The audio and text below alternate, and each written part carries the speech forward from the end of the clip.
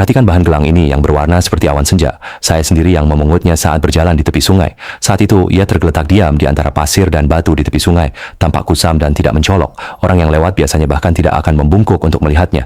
Banyak orang yang melihat sekilas langsung menyimpulkan, kulit luarnya kasar, warnanya campur aduk. Bahan seperti ini tidak berharga dan tidak bisa dibuat menjadi apapun. Batu seperti ini setelah terkena angin dan matahari, hujan dan waktu yang terus-menerus mengikis masih bisa bertahan, itu sendiri sudah luar biasa. Saya perlahan-lahan menggali dan membawanya kembali ke studio untuk dibersihkan dengan teliti, lalu memotongnya dengan hati-hati. Pada saat mata pisau jatuh, hati saya langsung merasa tenang.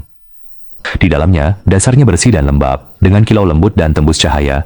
Pola hijau pekat dan kuning hangat menyebar seperti ganggang yang bergoyang lembut di mata air, perlahan bergerak.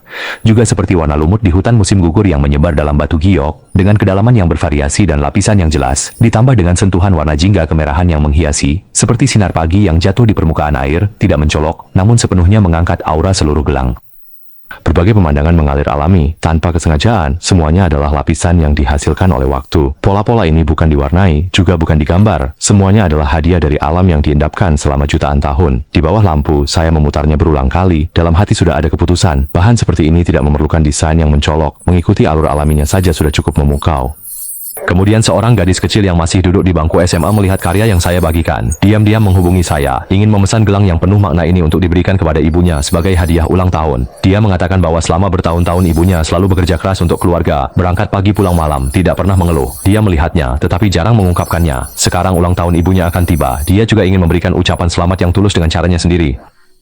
Tidak perlu terlalu mahal, tetapi harus lembut dan enak dipandang, membuat orang terlihat anggun dan beruntung. Harus yang begitu dipakai langsung memberikan perasaan nyaman dan tenang. Setelah mendengar kata-kata ini, saya langsung teringat pada bahan ini. Saya bilang padanya bahwa bahan dengan pola alam ini tidak perlu diukir, cukup mengikuti pola alaminya sudah sangat bagus, melambangkan memiliki segala keindahan, masa depan yang cerah, dan segala sesuatu berjalan lancar. Gadis itu sangat serius, hanya menjawab satu kalimat, buat yang ini saja. Selama 2 hari berikutnya, saya hampir terus berada di depan meja kerja, sedikit demi sedikit menghaluskan, sedikit demi sedikit menyesuaikan. Lapisan cahaya senja di hutan tidak boleh kacau, terlalu banyak menghaluskan pemandangan akan memudar, terlalu sedikit menghaluskan, keseluruhan tidak cukup transparan. Memotong, menghaluskan, memoles, setiap langkah harus tepat. Tidak ada jalan pintas untuk hal seperti ini, semuanya bergantung pada waktu, juga pada ketelitian tangan untuk perlahan-lahan memperbaiki, sedikit demi sedikit memoles. Selama 2 hari penuh, gelang dengan motif lapisan hutan ini perlahan terbentuk. Gelang yang kamu lihat sekarang bukanlah warna yang acak dan tidak teratur, melainkan dasar yang jernih, dipadukan dengan garis merah, hijau, dan cahaya kuning hangat, berlapis-lapis di dalam gelang, seperti panorama pegunungan yang lengkap dengan intensitas yang pas, seolah menemani dalam perjalanan yang lancar.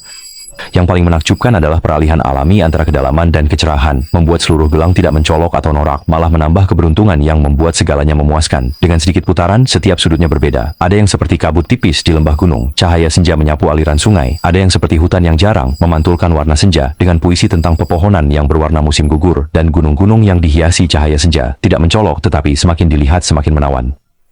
Saat produk jadi, bahkan saya sendiri tidak bisa menahan diri untuk melihatnya beberapa kali. Rasanya sangat hangat. Gadis kecil itu tertegun sejenak saat melihat foto tersebut. Dia bilang, inilah perasaan yang ingin dia berikan kepada ibunya. Berharap ibunya bahagia dan beruntung. Segala sesuatunya berjalan lancar dan semua keindahan menyertainya. Kemudian dia agak malu-malu bertanya, apakah biaya pengerjaan bisa dikurangi sedikit? Dia bilang masih ingin menyiapkan seikat bunga dan kartu ucapan untuk ibunya. Mendengar kalimat ini, hati saya sebenarnya tersentuh sedikit. Di satu sisi adalah kesulitan keuangannya sebagai pelajar. Di sisi lain adalah ketulusan hatinya yang tak bisa disembunyikan. Akhirnya saya berkata padanya, hadiah ini seharusnya tidak diukur dengan harga. Saya bersedia membantunya menyelesaikan ini dengan baik. Saya selalu membuat video-video ini, bukan untuk sensasi. Hanya ingin lebih banyak orang melihat bahwa ada hal-hal yang benar-benar tidak didukung oleh gimmick.